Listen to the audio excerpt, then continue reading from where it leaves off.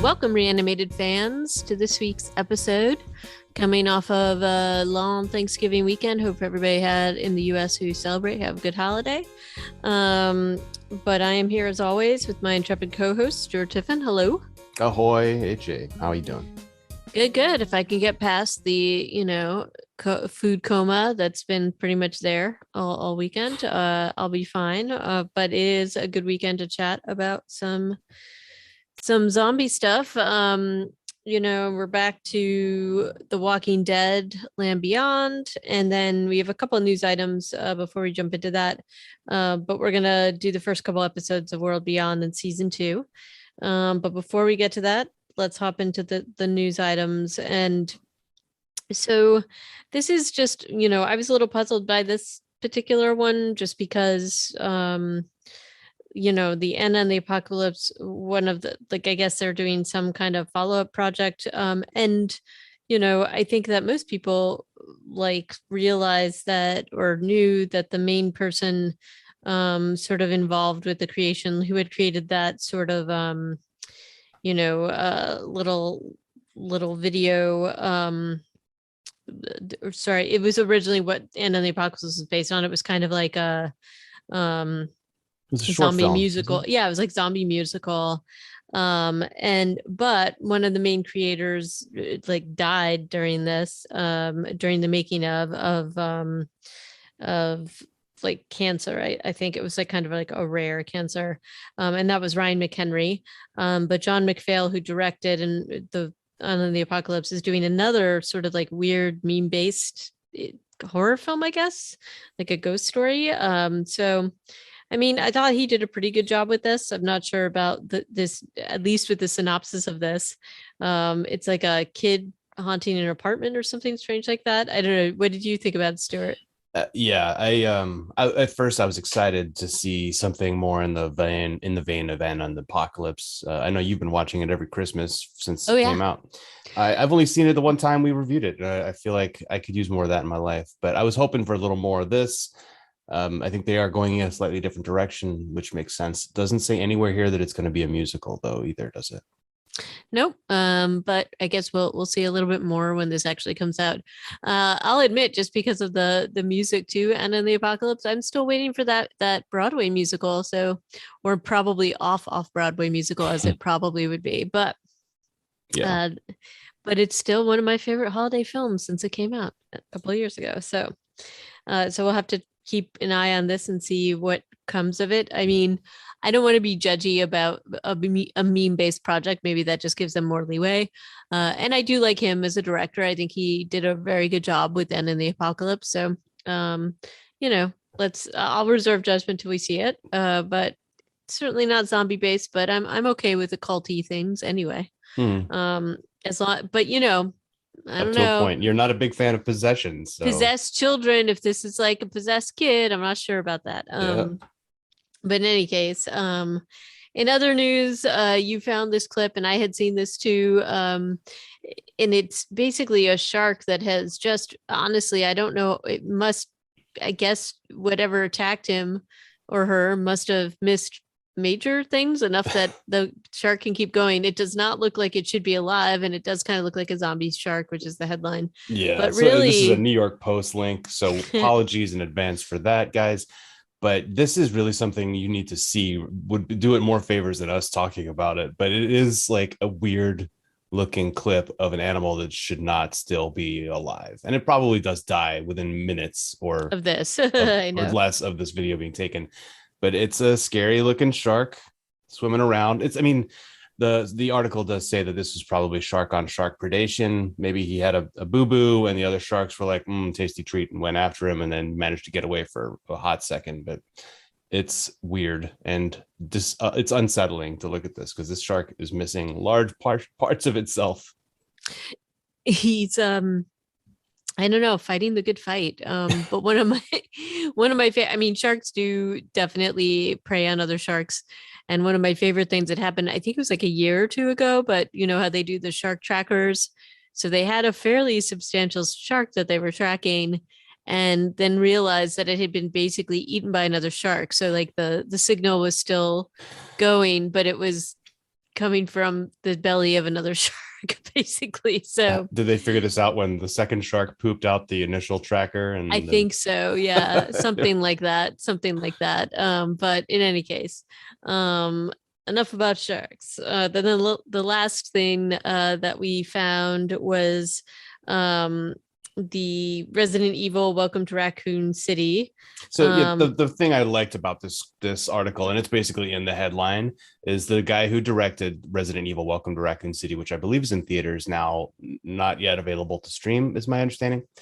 He has a quote that the thing he was most scared of in this project was living up to the expectations of zombie fans like you and me, HA. hmm, Because he was doing there's a set piece in a police station, loosely based on assault on precinct 13, I believe it is. hmm. Um, and he was like, he apparently had started to have like a little mini panic attack on the day where he's just like, if I don't nail this, I've got like 60 years of zombie movies to live up to, and if I don't get this exactly right, people are going to hate me. So I don't want him to feel bad about the work he's doing. We haven't seen the movie yet. We'll hopefully have some nice things to say about it. But I appreciate the sort of pressure you must feel in this genre with people as passionate about it as we know folks are. Yeah. Um, and I think that that is a hard undertaking for anybody doing these kinds of things are those expectations. But there's also, I don't know, I also feel like there's a level of like cheesiness for me anyway that goes along with it, or a sense of humor about it that you have to have too. Mm-hmm. So you kind of have to walk the line a little bit with these kinds of things. Like people enjoy sort of like those little Easter eggs that you throw in there, if you are a real fan. So um but in any case, I guess we will eventually get back to Raccoon City, but not for a long, long time, I don't think, given the other stuff we have to review. There's so much to do. I don't want to. Yeah, I definitely don't want to lose track of that movie. Once it's more available to us. Right. But today we're here to talk about World Beyond Season 2. Yep. And I don't know if you remember too clearly, HA, where we left this show.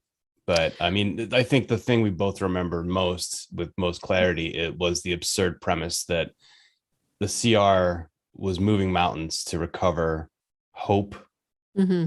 because she was presumed to be a genius. But the twist was that it wasn't just her, it was her and her sister who were double geniuses, or only Yep. when combined Wonder Twin powers Yeah. geniuses. Yep. It was a laughable way to end the season.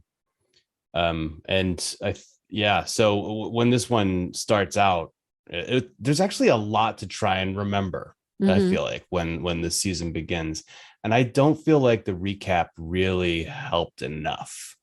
So I will own up to the fact that I started to watch this and then I'm like, I think I have to go and like read some summaries of the last episode just to refresh my memory, which I did. But is that Um, just because of how long it's been? About a year. yeah, Like, it's been a while, but I also think, I mean, look, is that um, like, do we usually have to be reminded of between no, seasons of a Walking Dead show? Like, usually you have a better sense of what's going on, I feel like. So yeah, I'm glad to hear that it wasn't just me. no, and I will also throw out there, and again, like there's some good things to like about this show. Like there's some things that I really, want to you kind of want to see what this is like in the future, and you kind of want to see how things have turned out or are turning out. And so there's things that I definitely like about it, but I also feel like out of a lot of the spin-offs and like look, all the Walking Dead shows at some point kind of run into this, but it kind of feels like it's this from the get-go. There's some pretty big plot points here that I don't think necessarily make sense. So if you're talking about the CRM and they've gone through so much trouble to sort of go and get this genius because it's their hope and ha ha ha, given that her name's Hope. Hey, But she's supposed to be sort of like the apprentice or sort of somebody that's going to be able to help them solve whatever the walker problem is, right? And hopefully save civilization. But then on the other hand, you've got the group kind of taking out different sort of colonies full of people that like, at least as we are to understand it in this world, like humans, and especially humans that are working together. And I mean, we've seen this in some of the other spin-offs and shows, like humans that are working together collaboratively, like in the type of thing that we saw in the Omaha colony, are pretty rare. So it feels like these are some of the things that just bother me. And maybe this is something that we'll hear more about later. But one of the big things was that the CRM, or I don't know if it's them as a whole or just what's her name? Kublek took out a whole colony of people. Yeah, I'm wait a second. I want to go back to the fact that you could remember her name, because I honestly went through both episodes and had no idea. I was just calling her Colonel. So is this just from reading the synopsis is that you Yeah, remembered her name? probably, Because I don't feel but like I got it. they never refer to her by her name. It's Yeah. just Lieutenant Colonel, Lieutenant Colonel. But in any bananas. case, but they set up this thing, and this was sort of, we found this out in the last season, which is that basically shortly after our little troop of rebels leave the colony, it's taken out by CRM. So if they had stayed there, they probably would have died. Well, it's but not. Yeah, we assumed it definitely looked like it could have been CRM who took out the college campus, but they never did. They ever come out right and say that? they didn't, but you kind of get from Kublek that she was very much aware of it. And Yeah. and then we get some confirmation, or at least there's a lot of lies happening. So again, maybe this is something that I'm misunderstanding, but I think one of the biggest things for me, just to try to figure out or understand, is that why you would take out a colony of people like as resources. Right. Yeah. Exactly. And even if they we asked this question last season too, because it like there's no suspension here of our belief that CRM are baddies, right? They wear the black uniforms with the weird face covers. They fly black helicopters. They're doing all of the things to make us think that they're the baddies.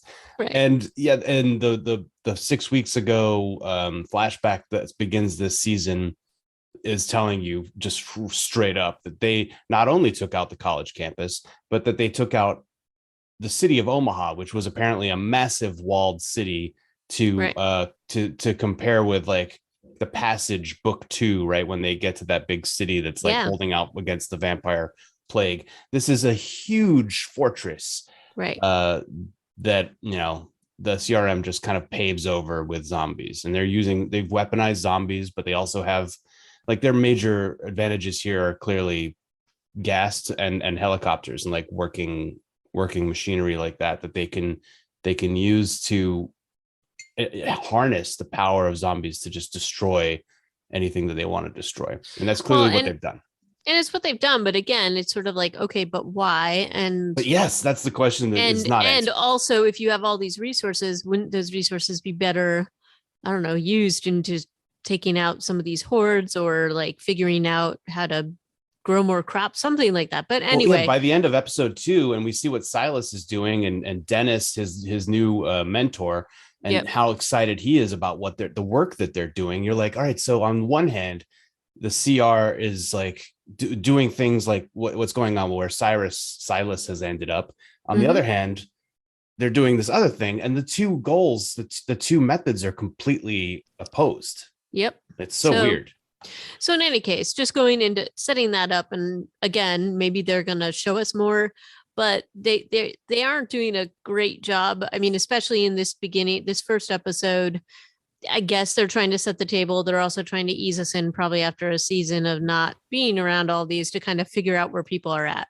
So the big thing is that Hope is with Huck and with Kublek, and her sister and Felix are like with this kind of like outlier community that is somehow has like a truce-ish with the CRM. Just in the first 2 episodes, that gets really muddy, because at the end of last season, it was like, this is the resistance, and so we're like, cool, I understand what a resistance is, or like like the underground. But then like within 1 episode or maybe 2, maybe it's the second episode where you see suddenly Kublek and Indira having that conversation. You're like, wait, no, these guys aren't a revolution. They are like the collaborators who maybe are dabbling in revolution. Like there's a whole lot of mess here. Yeah. So in any case, they're kind of trying to set that up. And we also have Kublek kind of setting, I mean, look, you've got Hope who's been manipulated all the way. The person, one of the people that she trusted the most, Huck, she no longer trusts. She doesn't trust anything. Like, I just kind of like, again, it's just kind of hard to even imagine Hope getting to a place where she's gonna like, and that's kind of what she does is like for survival's sake, she's like, all right, I'm gonna make nice with these people just so I can figure out what's next. And maybe at the very least to be able to see her dad. Um, but you know, there's just stuff here that like I don't know if it's the script, it's a storytelling, it's just doesn't, it feels like very messy and Yeah. slow also. So Like it is a slow couple episodes, but I will say this too. I found these both to be enjoyable to watch if I could detach my mind from like the meta story, the stuff that we're yeah, talking about right now, which is like the why on earth? Because it has to be a really compelling why, as you've right. said. And if they don't get there, then that's going to be a problem. But frankly, these two episodes taken like looking just only at what's going on and not thinking about the whys of why the CRM does anything they do, they're pretty interesting. Like these are decent episodes. They have, No, well, they're they're not. And slower, but they have good arcs. Like and Hope goes through some stuff and has to like come to terms with some stuff. It's fairly good. There are some also not great parts, and it's basically anything with Leo, her dad, and yeah, Dr. Belfour, I think is her name, or yeah, Lila. yeah, yeah. Those are any scenes with the two of them drag in a way that Forever I don't even understand what's going on. Like last season, there was an episode where they had a date, and it was the most boring date date ever. ever. And this, in one of these episodes, they're like having a conversation, and I just when those two are talking, I don't know if it's the dialogue or what's happening. There's no chemistry.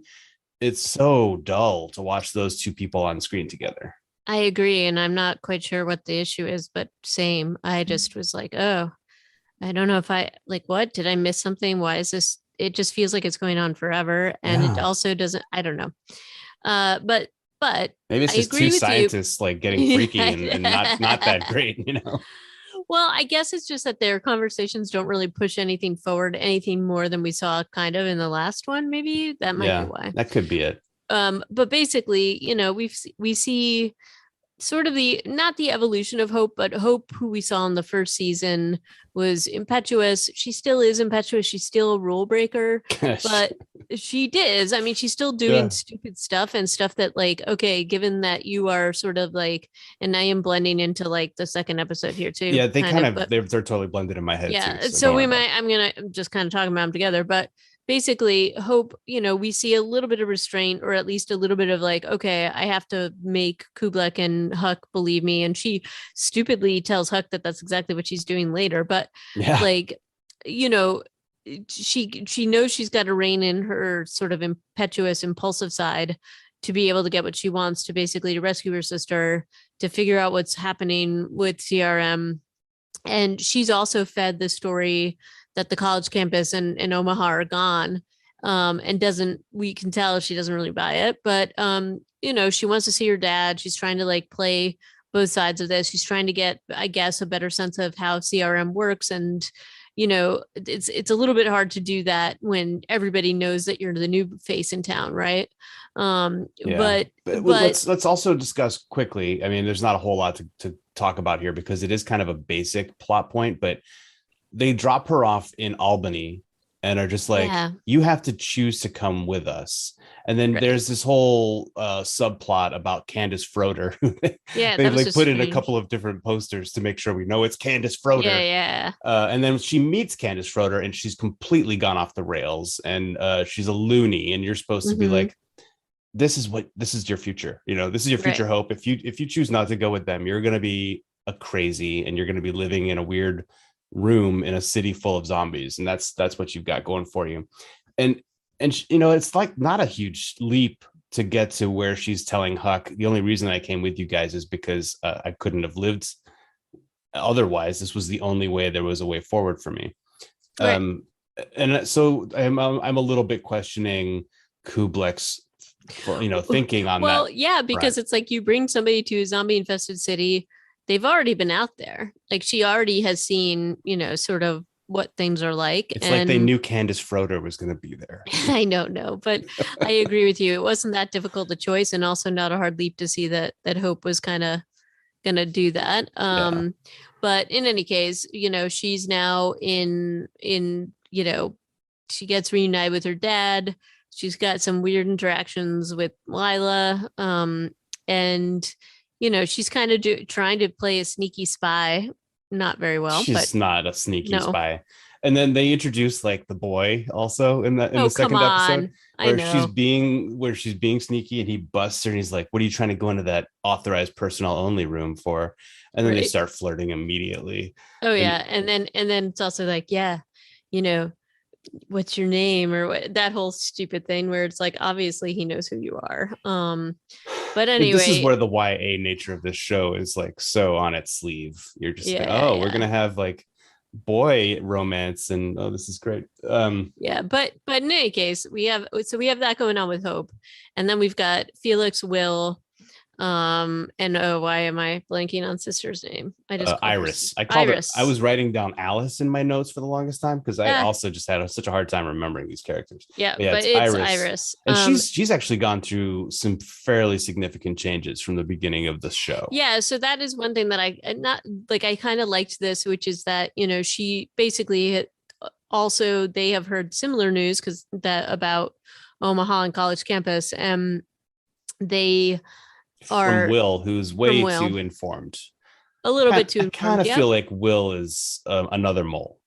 Oh, he's got to be because he has way too much information given who he is, that he was supposed to be part of the security detail Yeah. for Iris's dad. And, I just agree with you. I kept being like, man, how did he even get this information? He's got a lot. And he feels like it feels too, I mean, we know that Felix gave up a lot and sacrificed a lot and was absolutely miserable when he thought something had happened to Will. And then there's the whole like heartfelt reunion. So that he's probably going to turn. I mean, that was immediately Yeah. even when Will first appeared, I'm like, oh, this isn't good. Oh, that's Um, you're very cynical, but I also agree with you, which yeah. makes me cynical too.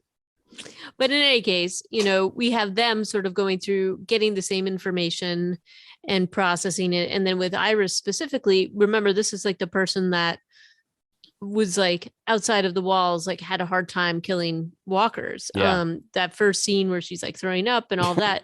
And in this scene, like in this sort of like not beginning, but like she basically takes out one of the CRM people and is like, oh, you killed all these people, not that guy personally, but CRM. Yeah. And that's like a pretty big deal for her. Like this is a new Iris, She shoots that basically. guy in the back while he's fighting Yeah. a zombie. Like that is ice cold. Yeah. Yeah, like I do wish, however, that the show would please just get rid of the stupid Triceratops horn on the end of a stick Oh, I as her know. signature weapon. It I know makes it's me so bad. unhappy every time I see it. It's not a good weapon. It's not. It's not. Stop with the Triceratops. But we have her and Will and Felix basically plotting to get Hope back, kind of plotting to like deal with CRM, but and this is like the muddier plot point. They don't want to endanger the people that have rescued them. So there's a lot of tension there because you know, they're not supposed to have the information that they have. And they know this. And also, Huck even says this to Hope when they're having their conversation that, Hope better not tell Kublek or anybody else, like what she really knows about Felix and Iris and like what they know or don't know, and Yeah, that they're in that able to decode the conversation, stuff. yeah, the whole decoding BS. Yes. In that conversation with Huck and Hope, beyond the thinly veiled threats of like, don't talk, it's for your best interest, and that of your friends, there's like they talk about like they know where they are. Is it that they still think they're at the old folks' home? I don't know. Or do they know that they're at the, I guess they don't know that they're at the settlement They because don't. I think Kublek Huck is. goes there later. Yeah. Yeah, I think Hope is assuming that they're there because that she had told them, and that's where they're thinking they Well, are. and she So had basically crippled Felix at the end of yeah, last season by yeah, slicing through his Achilles, which yep. he is now kind of healed from almost magically. He is like walking around by the end of the second episode. he doesn't seem to be that slow. I don't know, Stuart. I mean, you bounce back from one of those injuries, Just right? the old Right? Achilles getting sliced through, no big deal. Yeah, No, NFL no players do that BD. all the time. Yeah, that's messed up. She I can't get over the fact that she's like out there murdering people. And then if you watch the after show explication with the showrunner Matthew Negrete, Hmm. he's like, yeah, we didn't ever say it out loud, but Felix has never killed a person, and now um, Iris has, and so the balance of power in their relationship has changed. And I'm like, oh my god, well, Hmm. that's first of all, that's kind of like a big bomb to drop in your after show Yeah.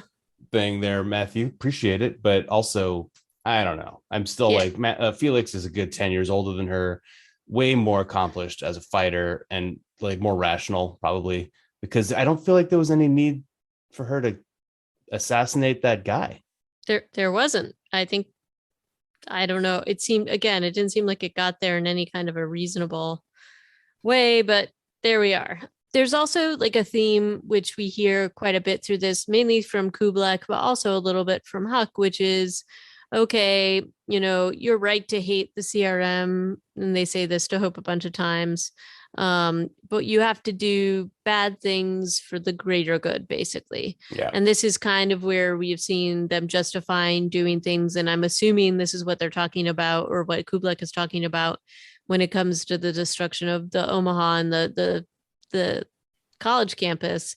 But Doesn't make any sense. it doesn't make a lot of sense. But it is like this kind of weird thing, because on the one hand, they're saying to Hope, like, you've got to get on board with this and just be, even though you hate us, you've got to be that person that does these things for the greater good. And Kublek has a conversation with Hope's dad, which basically essentially says that yes, he's already made that decision, and he's shown it through his decisions that he's able to sacrifice these things that are important to him for the greater good. Yeah, Um, because she's like, you yeah. you kept telling the letters that we intercepted or whatever, the transmissions that we intercepted, that family was your most important priority, but you left them, didn't you? Mm-hmm. Yeah, that was a pretty interesting scene with him and Kublek. Mm-hmm. Not only because she's still wearing her woolen overcoat in her own office. I'm like, do you Yeah. ever She never just takes like it off. take off a layer? I don't know. Is there no air conditioning in your office? Uh, Possibly not. maybe not. But he goes in there all like, ultimatomy, and she puts him in his place. And I think, Julia Ormond she's just kind of slaying in this role.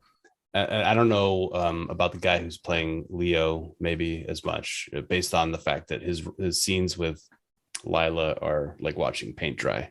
Oh yeah, they are so rough. The revelation of like what he was working on when he first got Yeah. there is pretty cool. Like, Yes, that's cool. talking about putting trackers in sharks. He's doing that for zombies, but with like stuff plugged into their brains. And so he is doing important work. And it is kind of, and I think that was one of the things they were trying to get across in this episode, was that Hope is going to be a little bit seduced by the good they can do, even if they are Right. doing horrible things at the same time. Right. And I mean, I think, and that's kind of the thing, is that they want her to basically submit to this philosophy, and you know um And the and fungus thing is another really cool yeah. idea that he talks about in the same video. And this is stuff that Lila, like, this is Lila basically showing her the propaganda video, but it's starring her Hmm. dad. I mean, it's perfect. It's the perfect propaganda video. Right. Well, Uh, and especially for her, for Hope, it's like, yeah, oh, okay, like you could totally see her being like, oh, I get it, I get that this is what is important. And it's basically, he's been working on a fungus that can destroy walkers, which is a very cool idea. Like, again, like, just sort of the idea, and I think we will find that Will is like a little mole, but like, even like, we have a lot of like philosophy from Iris, as we always do, where she's like, we have to take risks no matter how risky, because that's why we're still alive, because we left the colony because we took a risk, and they're all dead now and right. we're So alive. And risk taking is good. Yeah. right, so we've got that going on, and they do this whole subterfuge with the clothes, so that looks like Will is Will and the soldier that they killed were somehow involved in this altercation or whatever, to kind of throw people off the scent. So we have that going on. And meanwhile, back at the ranch, or I guess back at another ranch, we've got Silas, who's engaging in an entirely different sort of thing with Dennis. He's getting indoctrinated in their own way. Honestly, Yeah. this is super cool. I love everything about this. So this is, Yeah. to me, this was like the most fun part of this whole thing, or the most interesting part. So Yeah. Silas left the show last season after like surrendering himself so that Percy and Elton could get away. yeah, I do miss those other two guys. I wonder what they're up to. I'm hoping we'll catch up with them soon. But he like the kid the Silas doesn't get that much dialogue, right? He kind of just is there. He's soaking it all up. And they've obviously introduced 3-4 new characters, including Dennis, these 3 other people who are on this detail who volunteered for it. There's a lot going on here where Dennis is like clearly a believer and is like, these other people here volunteered for this. You were arrested for starting a fire in a neighborhood in the apocalypse, not like one that got out of control, just like a cooking fire. I don't know. What were they burning? It was something silly. I don't know. But the reason why Silas has been like indentured into this isn't really that great, but the fact that he's there is cool. Those little weapons they have are super cool. The twisty spear. Yeah. Much better than a triceratops sword. Oh my gosh, so much better. Maybe that's just what they're trying to do, is show us how much cooler the CR's weapons are than Iris's thing. Yeah. Although this little like thing kind of reminded me a little bit of the cleanup job that Eugene Ital had to do to some extent. Yeah. Except that's essentially what it is. Yeah, they were going in. These guys, Eugene and them were going into buildings, and these guys just lure. Yeah, they're luring them. It's still a little different. But when same Dennis kind is of describing the rest of like the state, there's like 6 other locations in the state, and they're doing it at stadiums and these other areas where they're luring in herds or bunches of zombies. And then one of the kids, the guy with glasses, says that they blow them up, which has to be expensive in terms of resources. I'm really curious to learn more about how the CR has all this like refinery capability, or where they're getting explosives, ammunition. Maybe they're just so big that they actually have like a functional economy or industry. Yeah. But it is very interesting. It's a little weird that there's just these 4 kids out there. They're in they're in a compound. There did seem to be some fencing, but it didn't look super solid. No, it wasn't like super secure, right? But and you've definitely got like that. And there's this whole philosophy that they're like basically doing these like decontamination sites. They can eradicate all of them, like in the state, basically. But again, doesn't totally make sense given how many we know are out there. So, I mean, but this is a little bit more of what I had in mind so I was glad that they showed us this, that there are things going on to try to basically rid the world of the walkers, or at least parts of the area that I guess CR is occupying from the walkers. Yeah. So I think that that's kind of cool. And I do like the interaction between Silas and Dennis, or like, is tells a lot basically. And obviously Dennis has a backstory, and it's kind of implied that him and Huck are a couple or a former couple or something. But that's sort of like, I wanted to see more of this rather than the other stuff, honestly. Yeah. Well, yeah, I mean, even just like the set feels like, because they're living in these campers in a warehouse, like right away, that visual makes me think of Day of the Dead and these grimy people, even though they're like kids. I don't know. Yeah, it's totally an interesting story right away. I want to know way more about it. And I want to know more about Dennis and what he's got going on. Yeah. Yeah. So I'm looking forward to finding out more about that. And then, of course, where's Elton and Percy? They must be out there somewhere, I assume. Yeah, I'm sure they'll reappear soon. I'm sure we'll get to them next, maybe. At the end of this episode, we have Kublek threatening Lila Belshaw, Leo's girlfriend, because she's saying things like, Hope is way less into us than she was, when she lived at the college station, and she was pretty skeptical back then too, Hmm. because of all the BS we put her through, and the fact that we've killed everybody from there. Hmm. And Kublek's just like, yeah, well, you need to keep doing a good job to keep her dad on task. I don't know, like the Matthew Negrete also in the end of this episode talks about how like Kublek must have known when she's put all of this stuff in motion that Hope and Leo would both figure out what they had done. Like Right. they lured the girls away from the college campus. Right. The college campus was destroyed. They don't know that CRM did it yet, but and maybe they're expecting that they'll be able to keep that a secret forever. But it Mm. does feel just short-sighted. Like, why not just have them all go to the CR together, or say, hey, we're sending a bus for you girls and you can come to New York. Yeah. Like, there didn't have to be all this cloak and dagger stuff. Feels like it's just been a waste of time and effort. Well, I mean, I guess their whole reason, and this was some of Huck's plan, was that Hope was too reckless to bring into the community. But I don't know that they've shown that she's any less reckless in the way that they have brought her in. And in fact, they may have started her down a path that's even worse for everybody. So I feel like there's something else that probably is going to be revealed for their reasoning behind doing it. Yeah. But if all they've got is sort of like, hey, this is for the greater good and you've got to like get in line, I don't know that they're necessarily going to do that. And again, they kind of keep giving very conflicting messaging because on the one hand, Kublek says how much they need Hope's genius, how they need her and her dad and their level of thought to basically make sure that there is a story after, keep going, like versus everybody going extinct.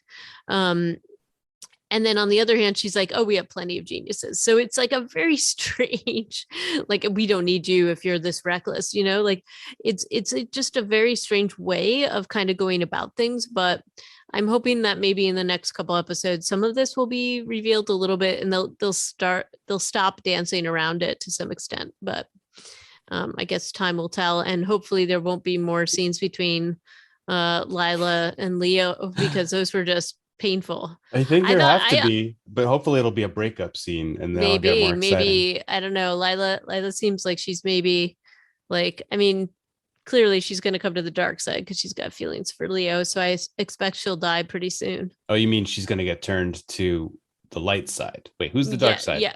No, the light side. But Are we the baddies? according to Kublek, Yes. they're the Yes. dark side because they're not, And playing. also toward the end of this episode, before that Belshaw Kublek scene, is a scene that made me a little bit laugh at Felix and Iris. I mean, on the one hand, I'm glad that Iris is a little more badass than she used to be. On the other hand, she still says and does dumb things. Yes, she She does. says to Felix, and he doesn't disagree with her, like, this is a war. They just don't know it yet. And she's talking about the CR.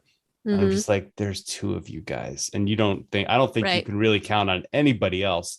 Two people versus multiple Right. hundred thousands is not a war. That's called, I don't know, petty crime. That's Something, not a word. And yeah, she says a lot of these like again, this is like some of the writing is just ridiculous. But yeah. Maybe anyway, to appeal to that YA audience. And then yeah, right after they have that little back and forth about this is a war thing, they both go and like start attacking some zombies, but doing like these really weird, unnecessary spin attacks, like on a yeah. slope where I'm like, you could just trip and fall down and then you would be eaten, or you could just stab them through the face with your stupid Right. spear.